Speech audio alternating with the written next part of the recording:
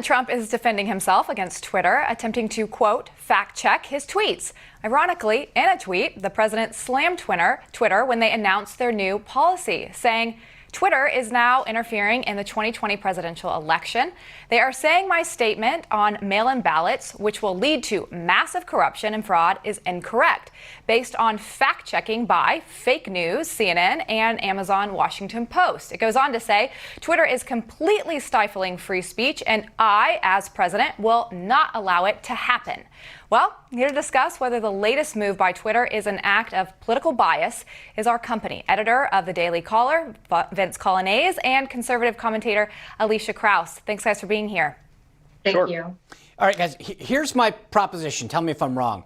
The media is on the left. We know that, and it was confirmed yesterday in an op-ed by the former president of CBS, as if we needed that.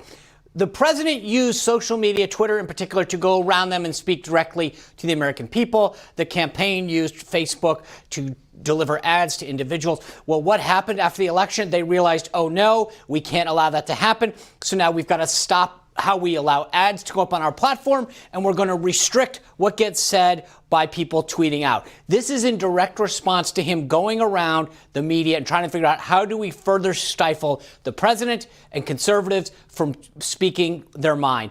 Elisha, this is my issue. I think that they are figuring out every time that we figure a way around, whether it's talk radio, places on the internet, that they figure out how do we put up a new roadblock to stop them.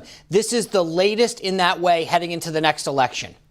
Yeah, and unfortunately, it's something that conservative organizations, I'm sure the Daily Caller has experienced issues with this. I'm sure Newsmax and other conservative organizations have. I used to work at PragerU, and as we know, last week, Facebook was trying to blatantly silence them. A video that I did for PragerU actually on abortion is considered restrictive and not safe for children under the age of 18, even though there's a lot of other videos on YouTube that I wouldn't let my kids watch before I'd let them watch mine. In addition to that, Jeremy Boring and Ben Shapiro over at Daily Wire have spoken publicly about this, that when Facebook decides to change their algorithms, how that affects the revenue that comes into conservative organizations and news organizations.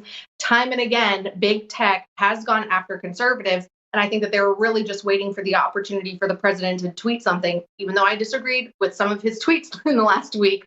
This wasn't one of the ones that I disagreed with. And I think that they've been waiting for an opportunity to pounce on the president and be able to try to silence him and other voices on Twitter. Yeah, I mean, there's a lot of crap on Twitter, on YouTube. To your point, there's a lot of things I find offensive, and frankly, there's a lot of things that's just blatantly wrong, Vince, and yet it's always the right that gets targeted. I've not heard ever of anyone on the left having the same concern, ever. Yeah, this is a huge problem in tech, and Twitter is demonstrating it this week. And this is interesting because now they've set the standard. Now they have to correct things that are wrong, right? This is this idea that they have to go out and play whack-a-mole. But instead, what I suspect is going to happen is that this will just be whack-a-Trump, because whack-a-mole would mean that every time Xi Jinping or anybody who represents the Chinese government says something that is wrong on Twitter, they would come along and append a fact check to them. But they won't, because that's not what this is about. This is about going after Trump. And if they wanted to set some other standard, they would have done that. But they didn't. They chose Donald Trump as the first and only target. Well, I think something that's interesting about this whole story is that Twitter updated this policy, actually May 11th, in a post written by Yoel Roth. And they say that in service to public conversations, our goal is to make it easy to find credible information in correlation to COVID-19. Obviously, President's tweets had nothing to do with COVID-19. But interesting part of that, Yoel Roth, one of the authors of this, he's the head of site integrity at Twitter. So he's on the team that marks these as misinformation or whatever it may be. But I just want to show you the viewpoint of Yoel Roth in some of his tweets from a few years ago. The first one, he says, how does a personality-free bag of farts like Mitch McConnell actually win elections? Yikes. He goes on to say in another tweet, I'm just saying we fly over those states that voted for a racist tangerine for a reason. Okay, so this is the person who is the fact checker for these tweets. Twitter went out and said, hey, he's not actually the one who did it. It's the leadership team. But as the head of that team, I can guarantee you he is in leadership. So we have a point here where they're not being neutral. There's no neutrality in this. I mean, there is a huge concern here for this, Jenna. Alyssa. Yeah, I think that this is further fuel on the fire for those people, for those hardworking, patriotic Americans in those flyover states, of which I am from, and the Bible Belt, that say, you know what?